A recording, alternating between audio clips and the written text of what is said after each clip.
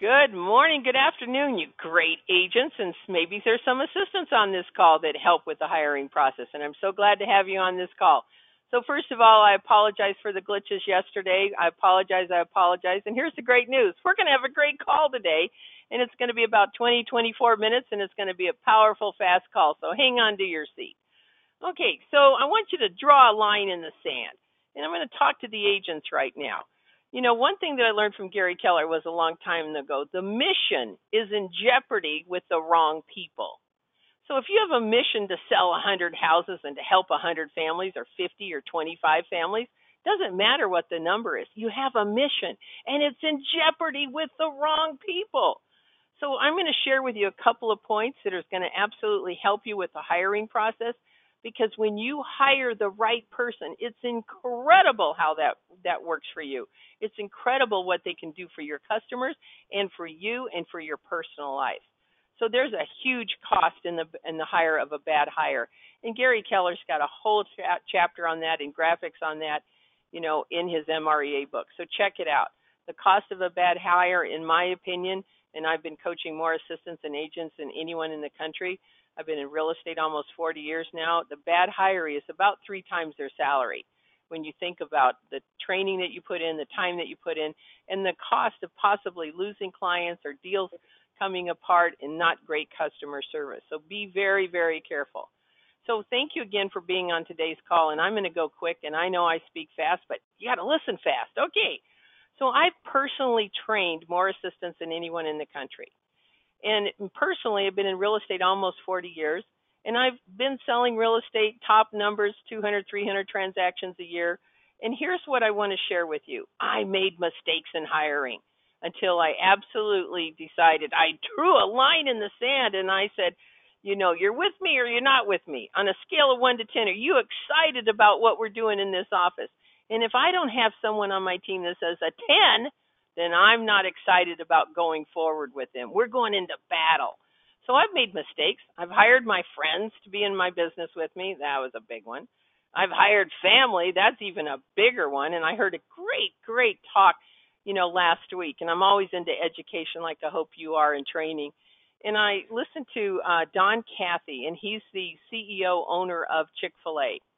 He has 3 generations of family in his business. He will not allow any family member to come into the business until they've done 2 years of experience outside the industry, so that they come in there and they're excited. They've made mistakes out there that he didn't have to fix. And now they're coming in with that opportunity, and they're excited for that opportunity versus, oh, here's your job because you are part of the Chick-fil-A family. So I've hired untalented people who said they had skills, and I find out they don't have the skills. I've hired people that are afraid of the phone. How do you get afraid of the phone? Now, I can't call people and ask them that. Oh, I can't say that. What? Okay, I've hired a felon before. Well, you haven't lived until you've hired a felon. That's interesting when you find that out. So you always want to know that there's going to be some mistakes made, but there's a learning curve that you can get out of now. And so thanks for being on today's call. So I've made mistakes where I didn't check references, where they gave me their friends and family. And of course, that's all you hear. So I'm a compliment to career visioning. Career visioning is awesome. You should go there. You should go there. You should go there. I've gone 3 times. I'm going to continue to go because I hear it differently. And every trainer is great, and every trainer has a different nuance that they focus on, and I love it. So checking references that are not family and friends. So if I get family and friends, I say, please send me 3 references that aren't. And then if you know what I'm talking about in career visioning, you go 3 levels deep. Great talking to you. Who else in your office that I should talk to? I need to talk to one more person.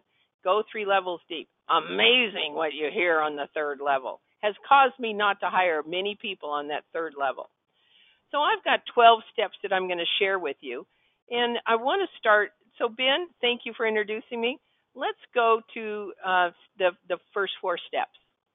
So the first 4 steps that you're looking at are the ad, the resume, over the phone interviews, the personality disc test. Okay, so you're going to see an ad coming up. You're going to get a copy of that. It's important to put that ad, when you think about it, where you're going to put that ad. So I'll give you a couple of thoughts. Okay, Craigslist, Indeed.com is the one that most of the mega agents use, is Indeed.com. Craigslist has worked for me. and Indeed.com, of course. There's a company called Wise Hire, Wise, Wizhire. Check it out. Good deal. And I've used them, and that's worked for me well also. You want to ask your affiliates to give you 3 names of people that would be a great fit on your team. They could have another job, of course, not with a Keller Williams agent. We know our culture, right? But however, you want to ask people, you want to ask sellers and buyers. So who do you know that's interested in a career in real estate? Constantly be looking and top grading and looking for people. It never stops. It never stops. So let's just take a look at the resumes a minute. When I see that they've had more than 2 jobs in 2 years, I'm not interested. I throw that to the side. And I divide the rest up into piles. And pile number 1 is what I call admin experience. Pile number 2 is admin experience and real estate experience. And pile number 3 is Burger King. Nothing wrong with Burger King. You know, in college, I put myself through college working in Kentucky Fried Chicken. I smelled like a chicken every time I went back to the dorm. However, you know, I want to see what I don't always torch them, but I always look at if they had any job experience in admin, or are they just graduating out of college. That, you know, makes it go up a level or 2. So you have to look at these things.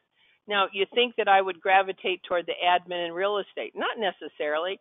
I'm looking for people that are committed to the admin world, that have a good track work history, and those are important.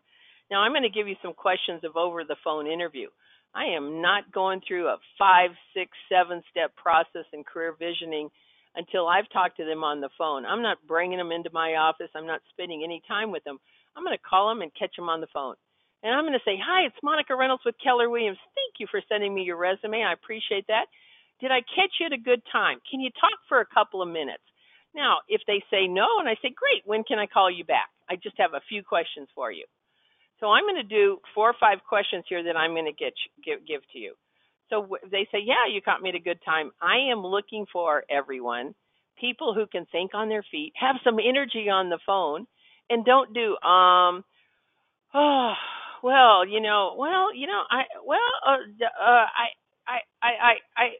have to think about that. No, I need you to think on your feet because you're going to be talking to my clients. You're going to represent me. I don't want you to put the mission in jeopardy. You can't put the mission in jeopardy. All right. So I say, so tell me, I've got your resume here and I can see your job history. Tell me a little bit about your job history. I'd like to hear it from you. I have them verbalize the job history. So that's the first question. Tell me about your job history. Number 2, describe the perfect job for you. What would be the perfect job for you?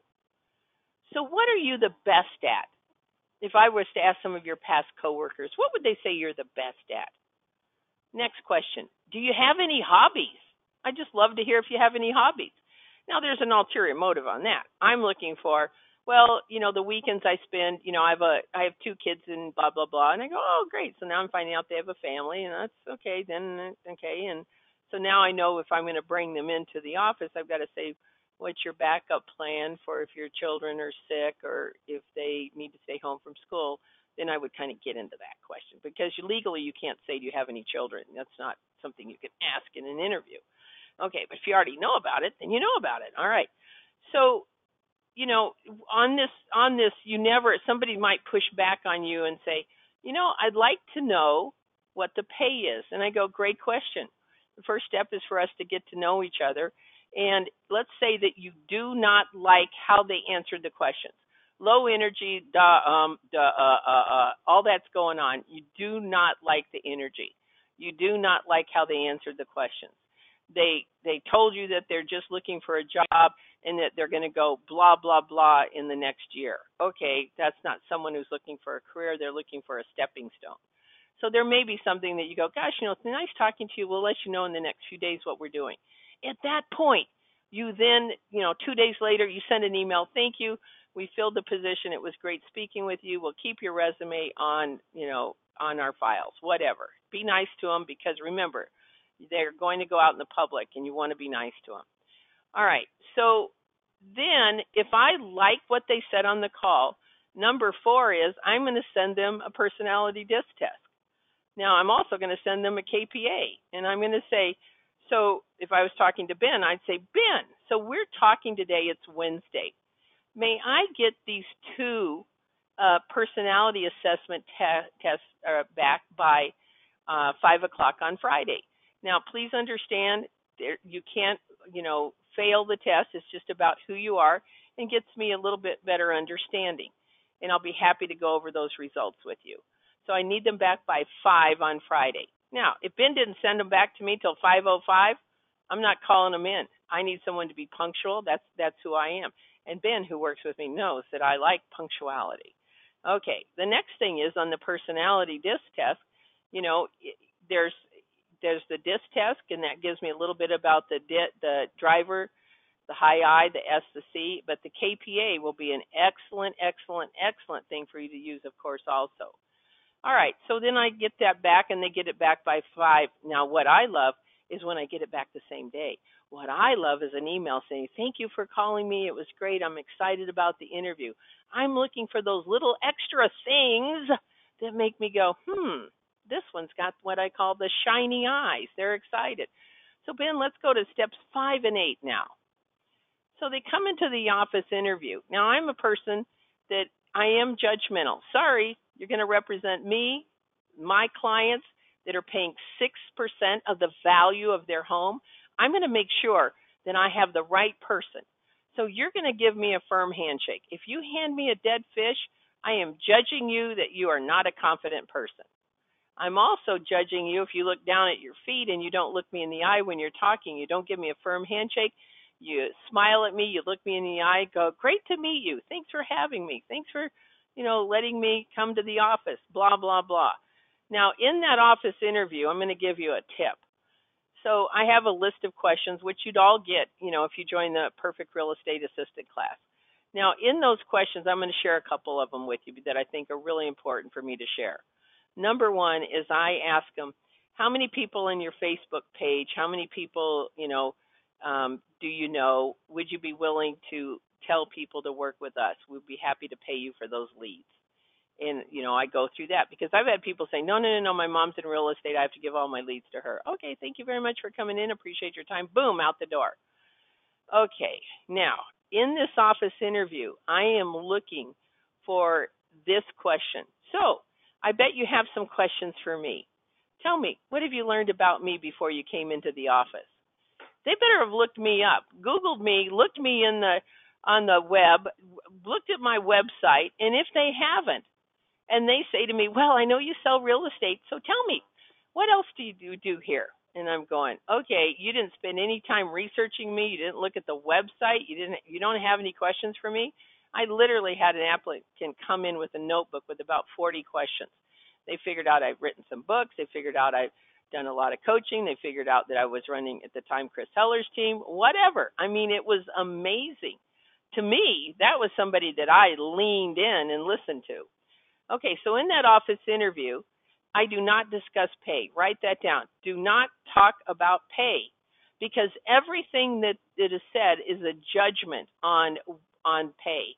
And I say, thank you. Of course, that's an important question. The first interview today is for me to get to know you and for you to get to know us and the opportunities that we have here. Now, the second interview, I do the career visioning. I do the life story. I want to know if they're winner or loser, winner or loser. And then the next thing that I do on the third interview is I go in to test the skills. I've had people who tell me they can type. They can't type. They peck. I have people who say they can do an Excel spreadsheet. They can't do an Excel spreadsheet. They can't put a graph together for me. I have people who say to me that they know how to do brochures, that they were at another office and they did them. So I show them the program, we show them what it is, and they can't put one together to save their life. And then I have them do a little typing test. Now, you can go on typingtest.com, whatever, they're out there free, and you have them do a typing test. Let's see how fast they type. But I also have them type an email for me. And basically I want them to say, hey, John, it was not hey, but hey, I guess, hey, John, it was great to hear from you. And then I say, there is a house you need to see immediately. So what I find out is they write here, H-E-R-E. Now, you guys know here is H-E-A-R. There is a house you need to see, T-H-E-I-R. Now, you guys ought to know that that's T-H-E-R-E. And if you don't, that's okay. You're the agent. The assistant should know that. And spell check works on that because that's the right spelling. So they have to know how to represent you. Remember, it's a mission that will be in jeopardy with the wrong people. Okay, all right. So you test their skills, you call their references, and you go 3 levels deep, and they are not family and friends. Ben, let's go to slide 9 through 12. So if you have a team, you never want to bring on a new family member without introducing them to the family first and getting their buy-in. And there are people on my team that would say, my gut, which Gary Keller, the great Gary Keller, says, give up thinking on gut. But you're going to look at this and you're going to go, okay, so I've had these interviews. I feel this may be a good fit. So you have each person on the team spend 10 minutes with them and talk to them, and it can be casual conversations. They're just meet and greet type of thing. Now, look at number 10. You need to have a job description when you offer the job. Now, this maybe take you 4 or 5 interviews, however long you can spread it out, or you can go a little quicker sometimes. However, the job description is on the very last meeting, and I go through each line on the job description. And I say, this is the job, this is what you're hired for, and there will be changes because it's real estate and people. However, this job description is also the training checklist. Now, this job description and the training checklist is something that I always have prepared. And this is something that is in the assistant training program, the Perfect Real Estate Assistant. We show you how to build one, and I give you one that's great. Then I go over the schedule, and then I say, okay, here's the schedule. The hours are 8:30 to 5:30. There is an hour for lunch. Is there any possible challenge for you to ever not be here at 8:30? Is there any challenge for you to stay till 5:30? And I had someone said, well, my daycare, I need to be there by 5:30, so I'd need to leave at 5:15. And I said, okay, let's adjust it. Take a 45-minute lunch instead of an hour lunch. Now, I can be a little flexible. Imagine that. And so I've got the schedules all laid out for you, too, in the Perfect Real Estate Assistant training. And then the offer letter. Here's what we offer you. We offer you this position at this pay. And this is how you get bonuses. Based on referrals, based on reviews. Here's your base salary. And I always say to people, your base salary will never change. This is your base salary. What changes is your opportunities. The more listings we have, the more sales we have, the more opportunities you have, blah, blah, blah. So, again, going into pay, to me, because a lot of people go, well, what's in that pay? What's in that pay? A reasonable base salary. So in most parts of the country, now Mississippi is different than San Francisco, California, okay? New York is different than Omaha, Nebraska. So when I give you a parameter, in most cases, $15 an hour, which is about $30,000 a year, is a good base salary. Some places you can do $24,000, $25,000 as a base. $30,000 base in San Diego or in San Francisco doesn't work. The average sale in San Diego is $700,000, so you can imagine that will not let you live in San Diego. So with that said, you have to make adjustments. And I'm a big believer in paying for closings, that each assistant gets paid per closing. The more deals we do, the more opportunities, the more they are involved in the mission and achieving the goal. So also people ask me all the time too, and I'll go through this real fast, is that there's 6 holidays that I pay for. So if you want to write this down, you can listen to the recording later. It's Thanksgiving, it's Christmas, it's New Year's, it's Memorial Day, it's Labor Day, and it's the 4th of July. I do not pay for Martin Luther King. I do not follow the Keller-Williams schedule. We work that day, and we also work President's Day and Flag Day. Okay, the next page, let's go to 30, 60, 90-day plan. So this first part of the plan is being very specific about the 30-day. Now remember, the job description is the training checklist. The 30-day, 60, 90-day is the opportunity to make sure that that person is on track. People ask me all the time, and I've written the most books on assistants, and they in the book and basically say, what should they do the first 30 days? So fortunately, and I'm very privileged that I wrote the 30, 60, 90 for an executive assistant for career visioning. And so they asked me, I saw what they put together and they go, oh no, that would never happen in the real world. So let me tell you about the real world. So let's go to the next page, Ben. And so on that first 30 days, then on the 30 days, you're going to be looking at answer the phone professionally, be able to transfer calls and pick up voicemails. So that would mean you'd have to give up having all the calls go to your cell phone. Oh, shocking. But I go through all that. I give all the great scripts in the perfect real estate assistant training. Everything's there. Now, they need to own the phone and know how to handle a call that's a buyer call and a seller call, potential coming in, and you're not there. I've got the scripts. I've got the training for it. They need to own the database and getting them to understand that database is your only asset. It's not your Louis Vuitton bag. It's not a Lexus car. It's none of that. It is absolutely the database. And they need to learn how to manage that, track the database, do the campaigns that you have, whether it's video or emails, cleaning up the database. The third thing is processing a listing. Now, if they learn that in the first 30 days and you can check off that they know how to do a pre-list package, MLS entry, they need to do photo editing, they know how to call the client, seller feedback. So one of the great scripts that you're going to get from me is I don't believe in the internet thing where people go on there and they tell about showing the house. I used to do that, and I never said anything wrong because I thought I'm going to get that listing if it goes expired. So I never told the whole truth. So there's three questions that I train your assistants to ask. First of all is thank you for showing the property. We appreciate the showing. May I ask you three quick questions? Is your buyer writing an offer? No. What would it take for your buyer to write an offer? Well, they hate the wall between the kitchen and the family room. True story. I said, if my assistant said, if we can turn that into a pony wall or take it down, would your buyer be interested? They'd write an offer. They want an open concept. And I said, well, we get to work on that. We put a bid together for taking the wall down. They did it. Okay, so that's number two question. Number three, what do you feel the price the home will sell for? Well, it's $10,000 over. It's $20,000 over for what we saw. Thank you. We value your opinion. Now, da-ding, dot, dot, dot, everybody. I teach the assistants also to pay attention to who that agent is. Is that a new recruit for your team? Is that a recruit for Keller Williams? There's opportunities there. So I've got the scripts for those too. So knowing the listings, knowing the database, and knowing the phone and how to handle it correctly. Let's go to 60 days goal, Ben. So now you're going to introduce the closing files, building the closing file, managing the schedule on all the different things that have to happen in the closing. Now, the key thing that I teach is whether you have 7 days or 21 days for someone to remove contingencies, I always teach cut in half. Cut in half. So in California, we have 21 days for someone to just walk away. We cut that down to 10 days or less. We're getting all the contingencies off as fast as possible. Tracking numbers and sources of business, price reductions, and negotiating repairs. I go through a little bit of that. Of course, they have to be licensed to do that. So sometimes the question is should they be licensed or unlicensed? And I say they need to be licensed. They need to be licensed. Okay?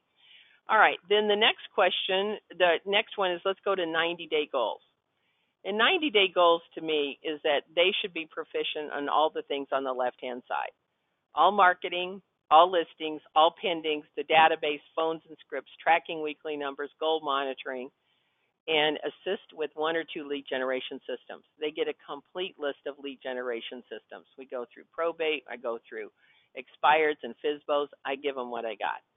And so there's many that they can help with behind the scenes, and I give them the tools to do that. Because remember, if your mission is to sell 50 houses or 550 houses, if you have the wrong person and they don't have the right training and they don't have the right mindset, then you've hired the wrong person. You're not going to get there. So let's go to the sample ad. So I personally wrote this ad with an advertisement guy when I started my career in real estate in Fargo, North Dakota, and then I'm Fargo, North Dakota, and then I moved to California because the average sales price in Fargo was $60,000 at the time, and that's a used car where I moved to in Long Beach. But anyway, so executive assistant, you should be an organizer, a positive person, a good communicator, both written and verbal, have an excellent computer skills. People have used this, have really gotten a great return on it. You can shorten it, of course, but now you have an ad there that you can use. Okay, pass the baton. One of the things that I train the assistant on is a communication. And there is no way you should ever throw a file down when you look at the next slide on Pass the Baton, creating the perfect real estate experience for these people. You should never throw a file down and say, okay, get it on the market, call them. Oh, no, no, no, no. You're going to spend the next 3 to 5 minutes. Your assistant can fill this out if you don't want to do it like me. I'm a triple D. I'm not going to fill this out. Somebody can ask me the questions. What's the motivation? Oh, it's a divorce. So we're not going to go in as Miss Happy call. Oh, thanks for working with us. We're so excited to help you sell your home. Now, that's a divorce. You don't want to do that. That's a sickness or an illness in the family. They're selling their house because of medical bills. They lost their job. You don't go in as Mr. or Mrs. Happy on these, so they need to know the motivation, happy or sad, date to go on the market, loan balance. I just listened to a guy today on a coaching call tell me that in Wisconsin that his assistant put a house on the market before it should have been, and there's almost a $2,200 fine. You got to be kidding me. So I think that's a good idea to make sure you got the days on the market. HOA fees, are they a buyer? What agent? Is there a sign going up? Termite, whether that's appropriate or not. These are all great blueprints. Lockbox showing instructions, just listed, just sold, letter going out. Let's go to the next page 2 on Pass the Baton. Referral agent, who that would be, seller financing. You know, then if you see the bottom there, the DISC, I teach the assistants to know how to determine a personality style based on how they answer questions. So describe your home for me. 3-bedroom, 2-bath. What else do you need to know? Driver. Hi. Oh, we've got such a great house. It's amazing. Oh, you can't believe our gourmet kitchen. Oh, we're going to be so sad to leave. Lots of adjectives, all right? The S, oh, we have such a nice house. Are you sure this is a good time for you to come over? Because we're really flexible. Oh, our neighbors are lovely. They'll be so sad. That's an S. A C is, oh, we have a basic 1,852 square feet. The city says we have, 1,862, but I measured it. It's 1,852. And then our electric bill is this, and the lot size is that. And the C will keep talking, and you can't shut them up. They're going to give you all the information and then some. Okay, so hopefully you're getting some good information. These are the things that I like to cover in the training. Let's go to the 3-week honeymoon of communication. So if you look at week 1, so this is usually a mind blower. However, I've been doing this longer than anybody in the country, and I paved the way for the assistant training. I've been carrying the torch for years. Wrote my first book in the 90s. I got kicked out of a Coldwell Banker office because I hired an assistant and they didn't like the liability. Now, you have to know I did more business than all the agents collectively, and yet they felt it was time for me to go because of the liability, which is fine. I was out of there and life was great. Okay, week 1, assistant to call within 1 hour of receiving the listing using the first call checklist. All this comes to you. Now, listen to this on this part. What's so great about this is that they need to know that they are very, very important. MMFI, make me feel important. Now, the assistant can call and say, may we talk at 3 o'clock today? Just acknowledge the file. They're paying 6% of the value of their home. Then, that week, a letter is sent out with all the signatures from your team or just from you. Thank you for working with us. Buyer agent or your office to preview. Agent to call and say thank you within 5 days. That's you. A letter with a copy of the MLS printout, blah, blah, blah, sent, call, email, call. I teach them that. Call, email them what you said, and then call. They only hear 25%. They're under a lot of stress. And look at number 6, frightening. Assistant to call every day. So the assistants say, what do I say? I've got 21 days of scripts, and you better have it sold in 21 days or it's overpriced. And we all know that. All right. No nonsense approach to this, right? Week 2, everybody, take a look at the next slide. Thank you, Ben, for advancing that. So you're going to review all of these different things and disclosures, and you don't have them and blah, blah, blah. And then the key thing is the assistant is to call every day. Again, and so it can be from checking on the sign to checking on, this or that. And then I give all the scripts. The bottom line is these people are paying 6% of the value of your home. If you have a lot of incoming calls and a lot of interruptions from your sellers right now, then you guys have not done a great job of setting expectations. And once that assistant starts calling every day, they start getting an email every other day or some link to something, they know you are on it. The trust bridge is built. That trust bridge, when it gets broken, that is a really tough thing to build again. So when the trust is broken, you've got to rebuild. And sometimes you don't get a chance to do that. They will quit, they will withdraw their listing, and they'll go tell 100 people how awful you are and your team. So remember, you can't over communicate. No one is going to call and say, hey, we need to cancel because you guys communicate too much. Never happens. Next slide, Ben, week 3. So I teach the assistants the process of putting a CMA together. Now, I just give them a blueprint. They've got to talk to you. They've got to practice. They've got to watch you. It's a process. It doesn't happen overnight, but they can be trained to put your CMAs together. You should never leave the office, nor did I ever leave the office that I didn't review the CMA and see that it made sense. So I have a form with all the parameters of a CMA. We also have a plan of action. And there are 21 things that we do on our plan of action to get our home sold, get their home sold. So I say at the listing presentation, our plan of action works. It sells 100% of our homes. We know that this marketing absolutely gets your home sold. The only thing, Mr. Seller, we're testing is the price and the market. So if you've had a lot of showings or no showings, and it's been over 2 weeks, then we know the market and the buyers are saying no to your price. And we will be back to talk to you. So I'm setting it up at the listing presentation that in 2 weeks you're getting a price reduction. That's after they've signed the listing, of course.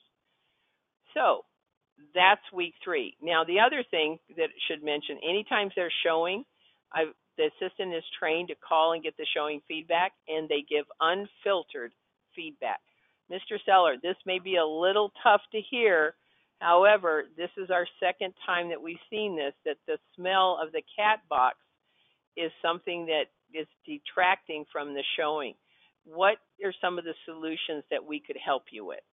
So I train the assistants a little bit about that. So if you look at the next page here, and then we'll open it up. If you have some questions, you can put it through the chat box. And I have a couple of questions here that people had sent me earlier that wanted me to cover, and I'm happy to do that. So first of all, there is the assistant training. It starts on June 5th. There are 3 calls a month. The first call is for you, the agent, to teach you to be a great boss, to be a great leader, and to hear what the assistant is going to be learning.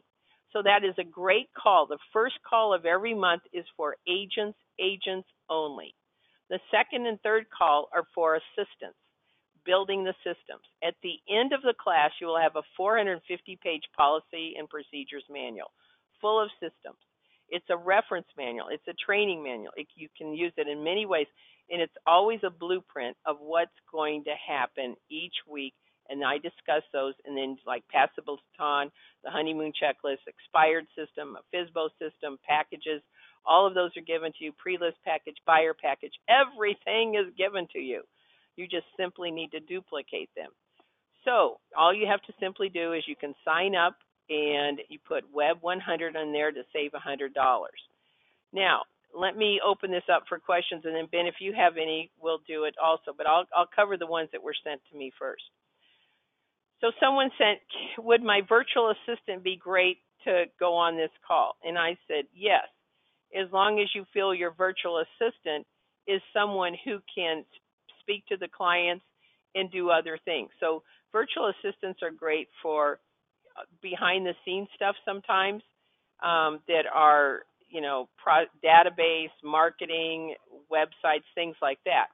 So make sure you have someone, again, that speaks clearly, that people can understand. And of course, this would be a great thing for any virtual.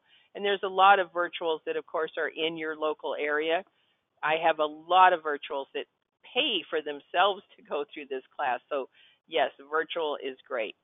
Someone asked me, what about hiring family? And I said, I'm going to say to you again, I think it's a good idea to pay them to stay away or tell them to go get another job for 2 years. I had a interesting mastery call. I'm a mastery coach also. And this client, his son was supposed to be on the call with me at the same time, and it was a 9:30 call. And at 9:45, the kid, the 25-year-old kid, walked in. And this guy has a mega business. And he's graduated from college, and he had great grades and all this, but he's the kid with the silver spoon walked in. And I said, hey, our call started at 9:30. He goes, yeah, I don't usually get here until 10. I go, every day? He goes, yeah. And they go, really? Okay, so I said to the rainmaker, I said, I hope you don't mind. I'm going to be tough right now. I said, number one, the call was at 9:30. Number two, I need you to pull the silver spoon out of your mouth. And number three, I need to ask you a question. On a scale of 1 to 10, how committed are you to the family business? And he says, oh, I'm a solid 6. I said, a solid 6? Wow. Then I said to the rainmaker, okay, so you won't like this call today, but you're paying me to be brutally honest. So here's what I would say. If that was my son, I'd say take the next 2 weeks off, go find the job that's a 10, or you come back in 10 weeks and you are a 10. If you're not a 10 and you don't see what I have built for you, what I have struggled, and I said to this rainmaker, I said, when you were his age and you had 2 kids at home and another one on the way, how many hours were you working a week? 7 days a week, probably 10 hours a day on most of them except for Sunday. I go to church, but then I do an open house. I went, okay, what's your son doing? How many hours? I mean, the kid's not even working 40 hours a week. So watch out for family, watch out for family, watch out for family, okay? They can be the perfect addition and they can be the biggest nightmare. Okay, the next question that I have is, do I pay my assistants bonuses right away?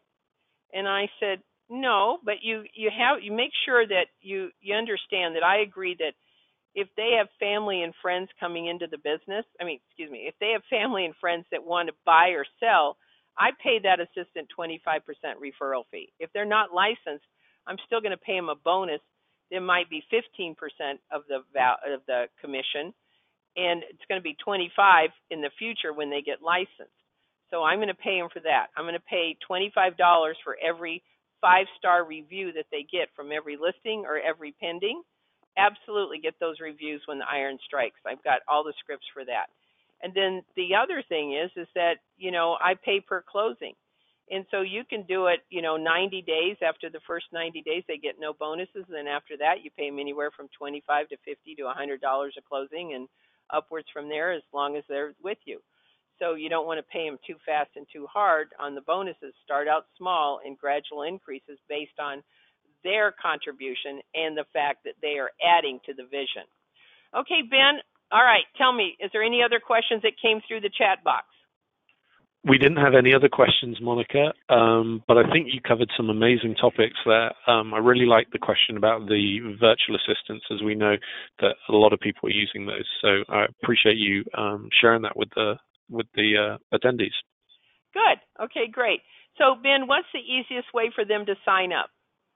Yeah, the easiest way is, as you see in the screen there, is to go onto mapsgroupcoaching.com and search for the Perfect Real Estate Assistant 101. Sign up now, and like Monica said, if you use that discount code WEB100, you can save $100 off of this amazing program. Great. Now, there is one last question that I just remembered, and I didn't write it down, but now I remember what it was. So there is another webinar tomorrow, and it's called the Perfect Operations Team. Now, that is the next level.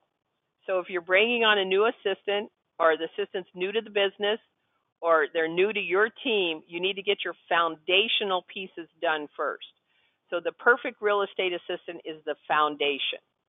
The operations team is more for the listing manager, the transaction manager, all with the vision that they could be a director of operations, that you're building this big team, you're going 7th level, you're building expansion. So that is a higher level. They've got to have the foundational pieces from Perfect Real Estate Assistant, and then that's the next sign up. You're welcome to listen to that also. However, please understand that is a very high level. And if you have a newer assistant, they're completely lost. They will not understand the honeymoon checklist versus the pass the baton versus the pre-list package, the buyer package, and what's included. We're assuming all of that's done, but we do mention those things and they will get lost. So the first step is a Perfect Real Estate Assistant. And then if you're growing your team, you go to the next one if you're going to build an operations team. Okay, anything else, Ben? That's it, Monica, and thank you for talking about the webinar tomorrow as well. That's super helpful. Thank you. Yes. Thanks, everyone. Look forward to having you in the future on all of our great MAPS coaching calls. If you have any questions for me directly, it's Monica at monicareynolds.com. Very simple. MONICA at Monica Reynolds, just like Reynolds Rep, REYNOLDS.com. Look forward to hearing from you if you have any questions. Thank you so much. Thank you, Ben. Always a privilege to work with a great MAPS group coaching team. Thanks so much. Bye-bye.